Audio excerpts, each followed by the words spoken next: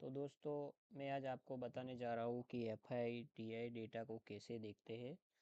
तो दोस्तों, आपको सबसे पहले किसी भी ब्राउज़र को ओपन कर लेना है। मैं यहाँ पे गूगल क्रोम को ओपन कर ले रहा हूँ और आपको यहाँ पे simple F I D I data को लिख के टाइप करना है और सर्च करना है।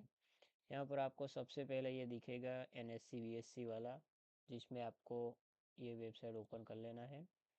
यहाँ पे हमारी एनएससी की वेबसाइट खुल गई है और आपको यहाँ दिखेगा कि 21 फरवरी को डीआई ने कितना माल बाय किया था, कितना बेचा था और नेट कितना है वो भी दिखता है।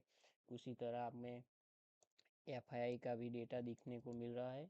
तो दोस्तों, इस तरह आप देख सकते हो कि एफआईआई और डीआई का डेटा कैसे रोज़ का यहाँ पे अपलोड होता है दोस्तों।